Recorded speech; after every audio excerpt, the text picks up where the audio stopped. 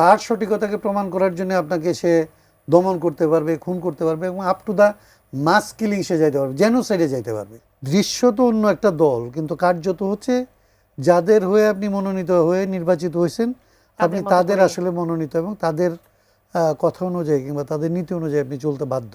আমাদের দেশের যে নির্বাচনী ব্যবস্থা, এই ব্যবস্থার কারণে আসলে নির্বাচনের আগে এক ধরনের নির্বাচনী জোট গড়ে ওঠে এবং এটা আমাদের দেশে কেবলমাত্র বিষয়টা এরকম না। আমাদের যে নির্বাচনী ব্যবস্থা, মানে আপনার যেইভাবে পাস করা এবং পাস না করার ব্যাপারটা দাঁড়ায়, এইখানে যেহেতু ধরেন পিআর পদ্ধতিটা নাই, যেহেতু কেউ একটা ভোট বেশি পেলে আসলে সে নির্বাচিত হয়, সেরকম পরিস্থিতির কারণে সমস্ত রাজনৈতিক দলগুলো আসলে তাদের যারা যারা মনে করে সরকার গঠন করতে পারবে সেরকম দলগুলিও আসলে ছোট দলগুলিকে আসলে তাদের সাথে টানার চেষ্টা করে, আবার দলগুলি নিজেরাও এরকম জোটগুলির সাথে আসলে যাওয়ার জন্য আগ্রহ ব্যক্ত করে। নির্বাচনের পর সেই ছোট দলগুলোকে সেভাবে গুরুত্ব দেওয়া হয় না। তিনি সাধারণভাবে ওটা যেটা হয় যে আসলে তখন আমাদের দেশের যে নির্বাচনী এবং নির্বাচনী আইন এবং সাংবিধানিক জায়গায় এখন পর্যন্ত যেটা ছিল যে আপনি যে দলের হয়ে নির্বাচিত হবেন, আপনি তো কেবলমাত্র সেই দলের যে পারপাস সেটাই সার্ভ করতে পারবেন। ওই দলের বিপক্ষে আপনি ভোট দিতে পারবেন না, এই দলের বাইরে আপনি যাইতে পারবেন না। তার মানে হচ্ছে যে আপনি দৃশ্য তো অন্য একটা দল, কিন্তু কার্যত হচ্ছে যাদের হয়ে আপনি মনোনীত হয়ে নির্বাচিত হয়েছেন, আপনি তাদের আসলে মনোনীত এবং তাদের কথা অনুযায়ী কিংবা তাদের নীতি অনুযায়ী আপনি চলতে বাধ্য। এর একটা প্যারাডক্স তো আছে এখানে। জামাত পুরনো সহিংস এবং আধিপত্যবাদী রাজনীতির পথে নতুন খেলোয়াড় হিসেবে আবির্ভূত হতে চাচ্ছে, এটি দেশের জন্য অশুভ সংকেত। আপনি কি মনে করেন?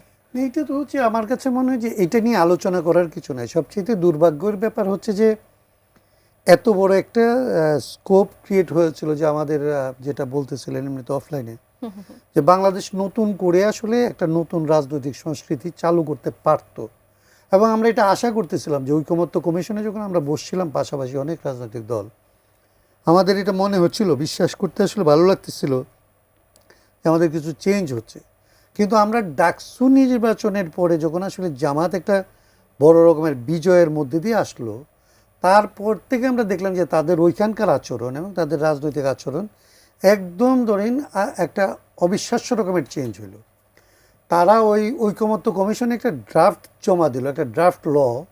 সে লয়ের যে ড্রাফট করলো তারা, সেইখানে ধরেন জুলাই ঐকমত্য কমিশনের বিরুদ্ধে যারা কথা বলবে তাদেরকে সেডিশনের চার্জে তাদের বিচার করা যাবে, মানে মৃত্যুদণ্ড দেওয়া যাবে, এরকম ফ্যাসিস্ট সমস্ত আইন কানুনের প্রস্তাব করা শুরু করলো। এবং তারা এরকম অবস্থান নিল যে আসলে এই পুরো ঐক্যটাকে তারা ভেঙে দিল।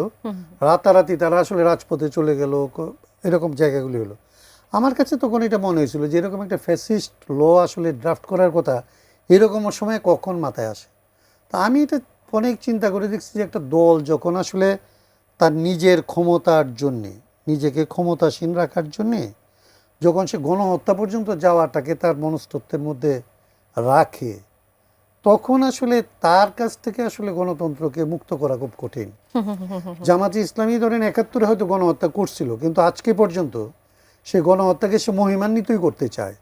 প্রকাশ্যে হয়তো মহিমান্বিত করে না, কিন্তু সে যে মনে করে যে তার রাজনৈতিক লাইনের মধ্যে একটা ছিল ভারতের ষড়যন্ত্রের বিরুদ্ধে, এরকম কথা বলতে চায় তারা।